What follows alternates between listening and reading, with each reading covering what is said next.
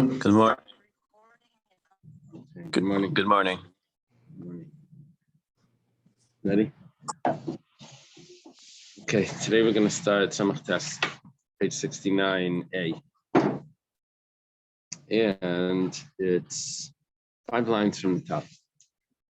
It's a question from Rava. Do you thank Hashem that we're able to learn every day? Of our learning, we should have the basic Migdash immediately. We're for Shlema, one that needs. So Rava has a question. Boy, Rava. Rava has a question. I saw in one of the Targum, it says, "Be Adonai, please, my master." So I think they wanted to say that the word "be," please, is associated with the Aramaic word "boy," which is he wanted or he asked. It's like a request. I'm not sure if that was what they wanted to say.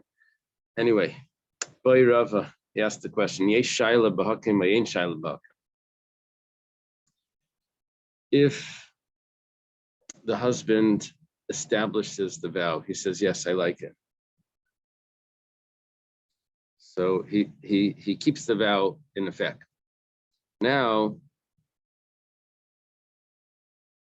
can he get rid of it with the shaila? Can he go to the chacham and say, I want to take off this that I established the vow? Meaning he didn't say anything. He didn't nullify it when he had the chance. So no, not that he didn't nullify it. He actually said that I like the vow. Now he wants to take it off by going to the Rav and take it off. Why does he want to take it off? Because he wants to annul the vow. Now, you could really go to the Rav and annul the vow, but he wants to annul the vow as a husband. The problem is he had already established it. So he wants to go to the Rav to take off his establishment so that he can then annul it as the husband. Well, Imtim Salaimar, Yesh Shaila Bahakim. Let's say we say that you can do that, which we said before. We discussed this before. We said yes. Let's say you can do that. Yesh Shaila Bahafar, Ayin Shaila Bahafar. Let's say he had annulled the vow. Can he annul his annulling and then establish it? He says he regrets that he annulled it. He really should have established it. So he wants to annul the annulling. Cancel his annulling. Cancel the annulling. Can he go to a Rav and be mater neder? It's not a mater neder, it's a mater hafara. To take off the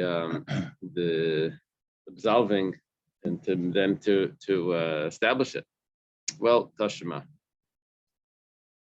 You know, a lot of times the Gemara is a question, and the questions turn into like a flow chart. If you say this, then this, and then you end up, following one pattern like this. But then you can go back and you can start the whole thing over again from the other side. And in that, you have many different options as it plays out. Anyway, we took one side over here. We said that you can ask for establishing, but what about can you remove a when it's absolved already? Can you remove that? Rabbi Yochanan says that you can ask to remove only what's established, but you can't remove the hafara. You can't remove when you absolved it already. Oh, okay. The Ran explains when we asked, are you able to remove the absolving? Ran says that there's no logic to that. It's really just has to do with a comparison that we did between absolving and establishing when it comes to the husband establishing or absolving the vow.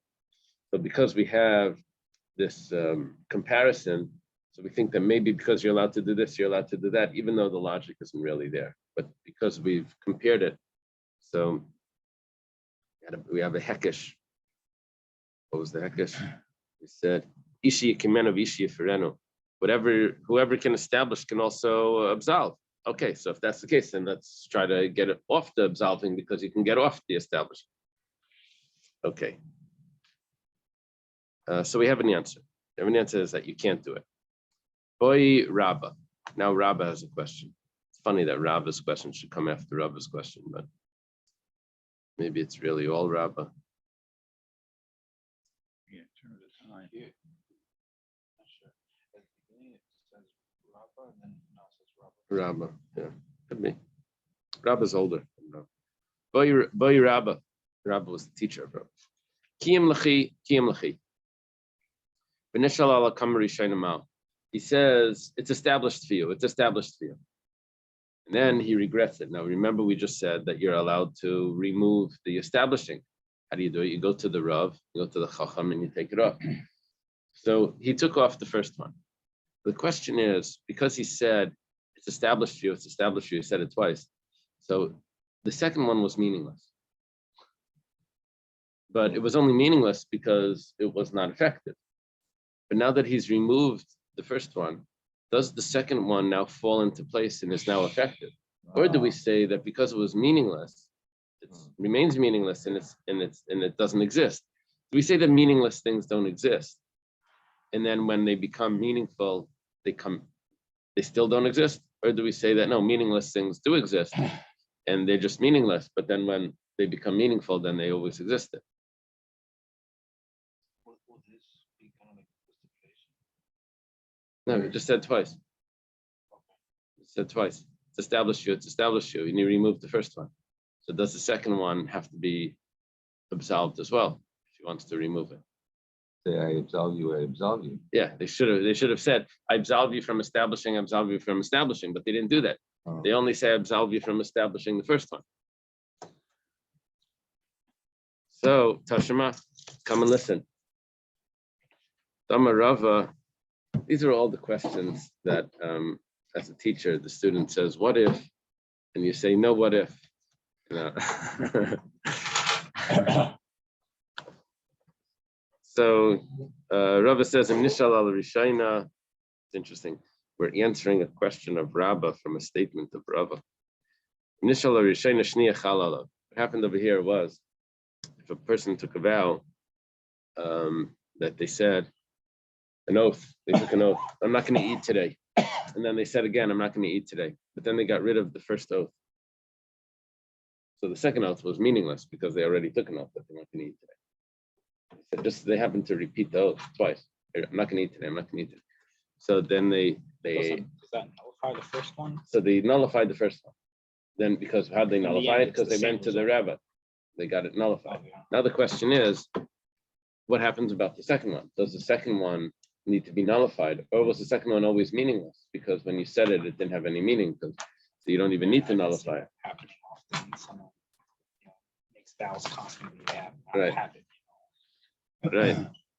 So There you go again. Rava says, "Shniach halala." The second one takes effect, Yeah. which means that meaningless statements exist. They're just meaningless until they have some meaning, and then all of a sudden it pops up, and there you go. You have to nullify it. Oh, it's like an understudy in a play. What does that mean? He's the actor, and someone knows all the lines in case the actor gets sick. Oh. So he says, he's meaningless. But if the actor gets dissolved, Huh. it goes on. Okay. All right. So back up. Back up. I have these things with security things, with, the security features and different things that they have. These things that you never need them until everything else fails. Right? Boy Rabba, kiyam lechi umufer lechi. Another question from Rabba. Rabba says, if he says established for you, absolved for you, the establishment should not take effect unless the absolving takes effect. So if you take these two statements separately, he said established for you, absolved for you. He said first established, too late, can't absolve it anymore. But then when you take a look at the second one, he says it's only established once it's absolved.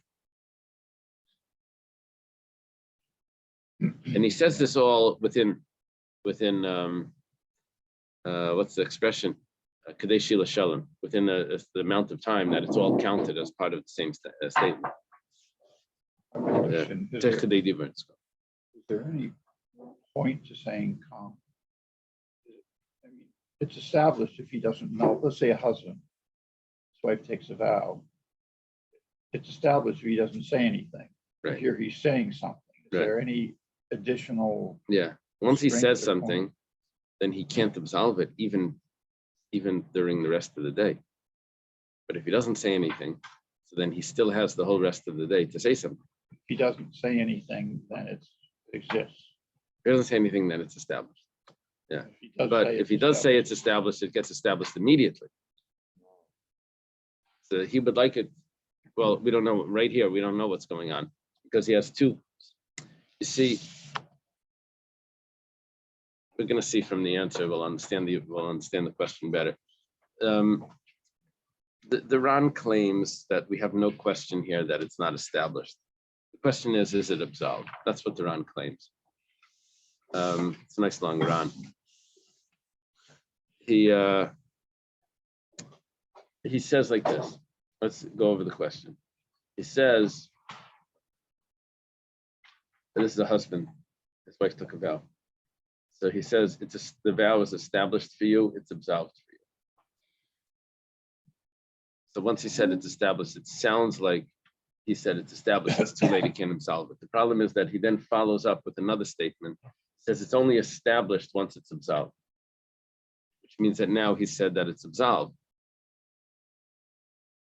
So the Ran says we have no question that it's not established because he said it's not established unless it's absolved. The question is, did he mean to say that it's absolved?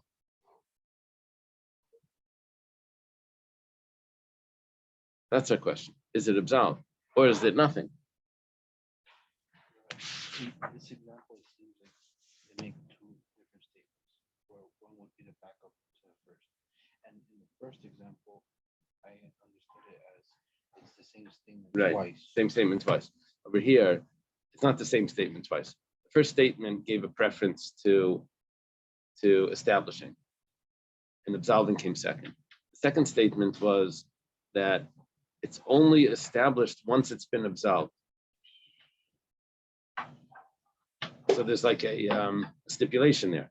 The establishing is only if it's been absolved, which means that basically you can't establish it. Because once it's absolved, then it's over. Okay, so Tashima, come in here.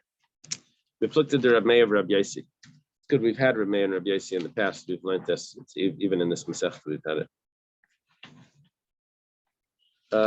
Goes like this. The Tanan was taught in the Mishnah. Harezu Tamura Saila Tamura Shlamim.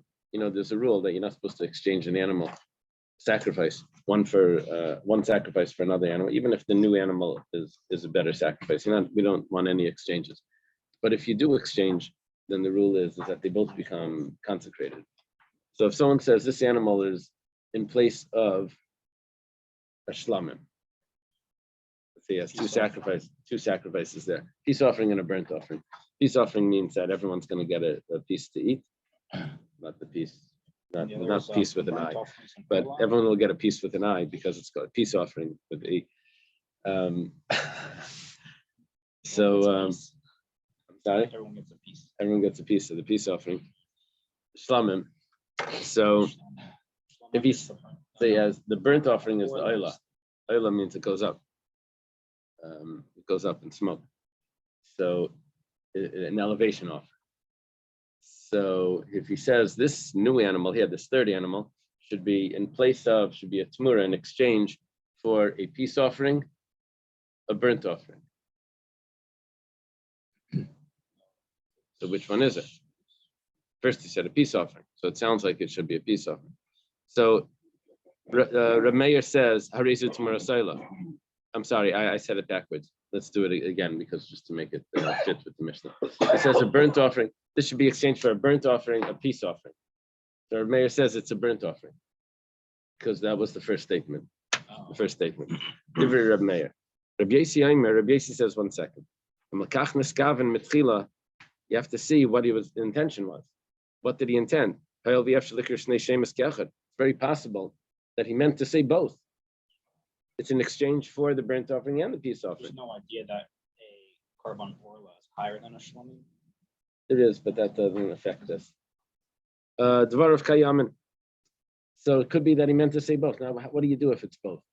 What you would do if it's both is that you would have to let it get a blemish, and then you would sell it. And then with the money, you would split it, half for the elevation offering and half for the peace offering. So what we're seeing now is that when someone makes a statement, according to Rabbi Yossi, it's possible that he meant to say both. The only thing is that he can't say both at the same time because, God said the 10 commandments all at the same time, all, in one utterance, he had them all. You see, he has to divide it up in time. If he wants to say two things, he has to say one first and then the second one, even though he wants to say it simultaneously, but he can't. So it could be that what he wanted to say was that it should be absolved. Back to our question. It should be established, it should be absolved. He wants to say both at the same time. He just can't say both at the same time. So he had to say it's established, and then he said it's absolved. But really he meant to say both. And that's what we're getting from this, that according to Rabbi Yossi, we would say that if someone says, Harezu Tmuras Oila, this is in place of a elevation offering, this is an exchange, exchange for an elevation offering for a peace offering, so then we say that he meant both, possibly, if that's what it means. Now the Ran points out that the Machlekes Reb Meir and Reb Yossi, everyone would agree if he says first this and afterwards this. First, it should be an exchange for a elevation offering, then it should be an exchange for a peace offering. Everyone would agree that you would take what he said first, because he said that clearly. First this and then that. If he said, this should not take effect, it should not be an exchange for a peace offering unless it's an exchange for an elevation offering. Then everyone would say, both would agree, that it's both. Because you can't get one without the other. Obviously, he meant both. Even Reb Meir would agree to Rabbi Yossi that it's both. Usually, Reb Meir says it's the first statement. Remember how this played out? This played out in someone rents an apartment, a coin for a month, 12 coins for a year. Now, when it becomes a leap year, do we say that he meant a coin for a month? And now it's 13 months, he has to pay 13. Or do we take the second statement, he said 12 coins for a year, that it doesn't matter, it's a year. It's a leap year. Which statement has more strength? So here, if he would say that first this and then that, then even Rabbi Yossi would agree that it's first this and then that, and which means the second thing is nothing. If he would say that this only takes effect if that takes effect, then even Reb Meir would agree that they both take effect at the same time. The only machlekes is if he says Tmura Seir, Tmura Shlamim, if he just says two statements without explaining what those two statements have to do with each other, then the question is, did he want to say it simultaneous? So Reb Meir says that if he wanted to say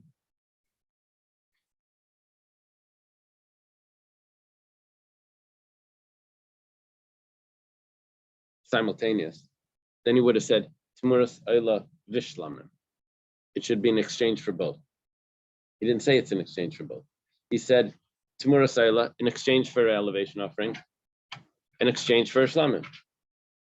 He could have put them both together if he wanted it to be simultaneous. The fact that he didn't put them both together, that means that they're actually two independent statements, and the first one takes effect, because Reb Meir says the first one takes effect. I feel like we're kind of off track. Like you were talking about, you had like someone who's betrothed might have like a father and Right. a husband.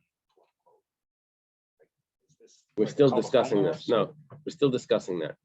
But we're discussing now if the husband or the father made a statement to absolve and to establish the oath. And they seem to be contradictory because he made both.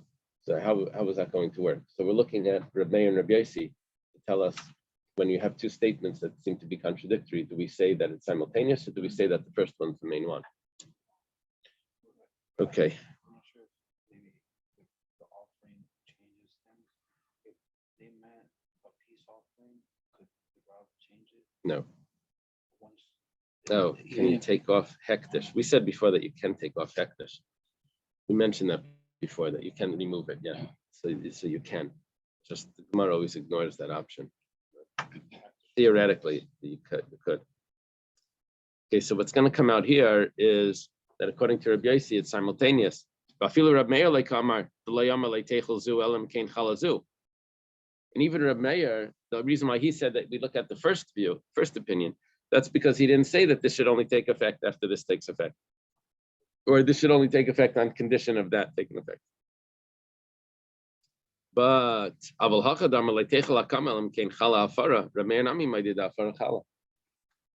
but over here, where he said that the establishing of the vow should only take effect after the annulment of the vow, and even Reb Meir would agree that the annulment of the vow and the establishing of the vow would take effect at the same time.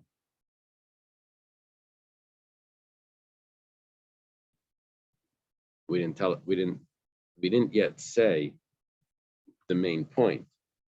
What happens if he says establish and annul at the same time? Does it get annulled? Does it get established? Or is it nothing? All we know is that it's simultaneous. So the commentaries say, well, it's for sure not established because he annulled it. And now we have a question, is it really annulled? Or is it nothing? That's a machlekes in the commentaries. Boy Rabba. Well, it wouldn't be annulled because it's established. So take a look. It's really the Gemara further is going to discuss it. I think the reason why it's a discussion in the commentators is what the Gemara thinks at this point. Boy Rabba, kiyamu mefer lechi b'vasachas mao. It's established and annulled for you simultaneous. Exactly the question that we were discussing. So, what happens then? Tashma damaraba kol davar she'ina b'v'zeh afilu v'asachas eina. Now, what happened is, if a man goes to a mother and her daughter, it says, "This is kedushin for both of you simultaneous." Whoa. Maybe it would be difficult to give it to both of them at the same time. So he gives it to someone else, and he says, "Accept this on behalf of them, simultaneous for the kedushin for both of them." So the Gemara says, "So who is he married to? Is he married to the mother or to the daughter? He can't be married to both, because that's forbidden. You can't marry a mother and daughter. Maybe two sisters would be the same." So it says, "Kol she'ein b'zeh anything that you can't do one consecutively, you also can't do simultaneously. You can't just say that because it's simultaneous, somehow it's going to take effect because the prohibition didn't come into effect yet. It doesn't work like that. If it wouldn't have worked consecutively, then it can't work simultaneously either, and therefore he's not married to any of them." I'm surprised it's not getting into the idea where there's a negative prohibition and a positive prohibition. It's something that contradicts the positive always takes effect. Like you learned, I think, before. Right. Yeah. I think like on about figuring out when the month is or allowed to ride. Oh, you're talking about right. Right. Do you want to say that the annulment should take effect over the establishing? Is that what you want to say? I think it was the other way. You want to say the establishing should take effect over the annulment? There's a special reason why that works. Yeah. We had a similar example before where I think he said About 2 million. Nobody cares. Nobody cares. Tell me again. we had an example earlier that it was like a betrothed to you and then to you too. Oh yeah, and to you too, right? But I don't think it was a mother and daughter. Right. Over there wasn't the mother and daughter. We're gonna have something similar to that. So this statement, I would say, is that being stated as a law, A rule. of the Torah? Yeah. Kol she'ein b'zeh afilu v'asachas eina. Anything that can't be consecutive is also doesn't work simultaneous. So therefore, we're going to be left with nothing. Whoa. There's no annulment. There's no establishing. Okay. Boy, Rabba has another question. Who's the caterer? The Double wedding. wedding, right? Right. And then it's canceled. You can't even get married to one of them. Always Right. good. No, it's food.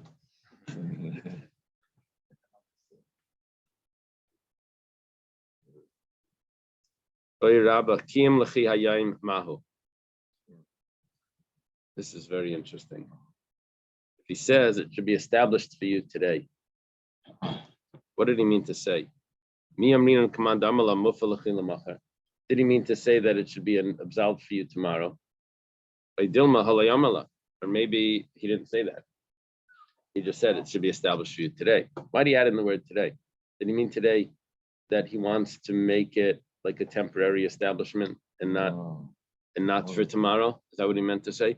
Or no, he didn't say. Just take what he said and ignore what it implies. So imtim talaymar halayamala. Let's see what we would say. Let's ignore what it implies, and we just take the exact statement. Let's say he said it the opposite. Let's say he said it should be absolved for you tomorrow. Did he mean to say that it should be established today? Maybe what that means is that, well, tomorrow you can't absolve the oath because it's after the day. The husband only gets 1 day, or the father, the kaimin lineage because it's established today. Well, it's not because of the 1 day. It's because he said, if he says mufalachi lamachar, he meant to say it implied that it's established today. So that means tomorrow he can't annul it because it was already, he implied that it's established. Or maybe he never said that it's established today. He just said it should be annulled tomorrow. Now, when he says it should be annulled tomorrow, obviously what he meant was mehayim kama, from today, because he can't annul it tomorrow.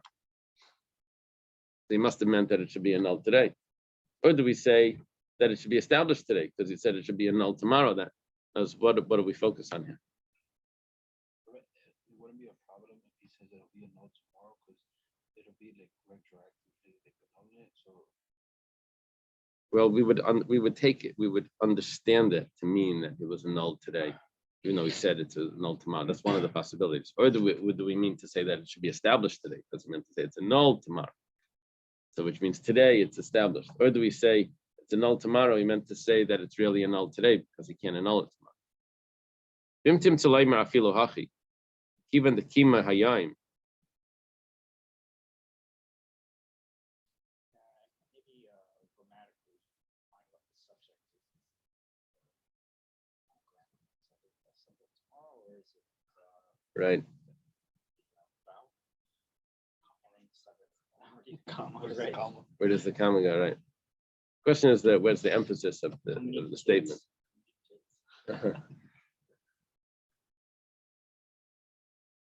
So, imtim telaymar filo hachik even the kima hayayim. Possibly, it could be since it was established today. L'machar commandisidam, so it's already established tomorrow, and he can't annul it. However, kiyam l'chisha amal. You see, what happens over there is that because we're dealing with days, it becomes ineffective 1 day later. So he can't really adjust anything. But let's say he wants to say it should be established just for an hour. Now, because it's still in the same day, then maybe throughout the rest of the day, he should be able to annul it because he didn't actually establish it permanently. He only established the vow temporarily throughout the day. Yeah, 1 hour, keep it for. She took a vow that she's not going to use her cell phone. He said, established for an hour. Let's see. Let's see. When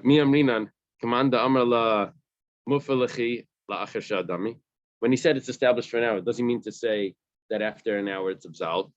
Maybe he never said that. See, we would try this before with the day, but by a day you can't do it tomorrow. So maybe over there it doesn't work, but maybe over here it should work because it's still the same. Maybe we'll say that, well, he didn't say what it should be afterwards. But let's say he did say it. You see, we were discussing if he implied that, and we're trying to figure out what would be the halacha. But maybe would say that, well, he didn't say it practically, he didn't say it actually, So we're going to say that he didn't say it. But let's say he actually spelled it out. He said it should be established for you for an hour, and it should be absolved for you for an hour, or forever, after the hour. Does that work?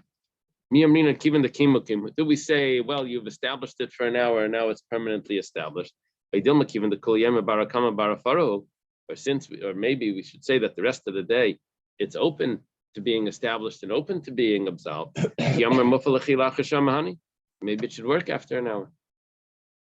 Remember that Gemara we had before? We said to be married for an hour. Yeah, for 5, we had, right? Okay, so Tashima, come and listen. Here's our question. A woman said, Hareini Nazira. We don't have this so often. A woman says she wants to be a Nazir. It's called a Nazira. So, Vishama Baila, V'amar Bani, the husband hears, and he says, me too. Oh.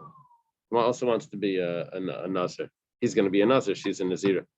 So, now, he can't absolve her from the vow. He could have immediately said, you're absolved of that vow. Mufalach, because the husband can absolve a vow. But he didn't do that. Instead, he said, me too. Now, me too means that I like what you said. So it sounds like not only did he accept it, did he establish it, but he even accepted it on himself. So the Gemara says, 1 second, V'amai. Why is that a problem? Nema va'ani de amarhu al nafshei davi nazir aval harin nizir dila de shachas kai malachashay by leifer. If you're going to accept that a person can make can establish his wife's vow for an hour and then de-establish it and then annul it after the hour, so maybe what he meant to say is, I'm going to be a nazir just like you, but you're just a nazir for an hour. I'll absolve it after an hour. If you can do this, if the vani is actually establishing a vow, and establishing a vow could be done temporarily, then maybe the vani is only a temporary establishing, and he can get rid of it afterwards.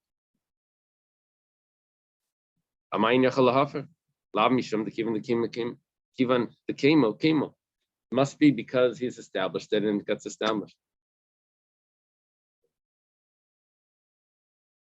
What happened was, we're discussing over here if he can establish the vow for an hour and then annul it afterwards. Can he make a that's our question. Can you make a temporary establishment? No, he needs to annul it, and it gets annulled from that. It's all today. So he says, gets annulled. He says he tells his wife that he wants her to keep the vow for an hour, and then he'll annul it afterwards. There's a question if he is able to do that. So we're trying to prove it from a source where a woman says that she's going to be a nazir, and the husband says, me too. Now we say that that's considered establishing the vow. Why? Because he's accepted, not only does he want the vow, but he's even took it on himself. The question is, if establishing the vow is possible temporarily, then maybe when he says me too, he didn't actually mean that it should be permanently established. He only meant that it should be established temporarily. And then he can afterwards go and annul it. How does me too mean permanently? Me too could mean temporarily if that's a possibility, that she's establishing her vow temporarily.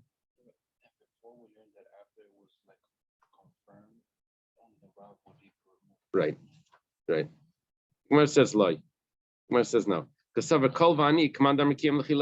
Gemara says what you were thinking the whole time, probably, is that when he says me too, he probably meant to permanently, not temporarily. Because for himself, he was accepting it permanent. So why was he saying for her it was only temporary? So the Gemara leaves this all with the unresolved questions. This is where we'll leave it for today.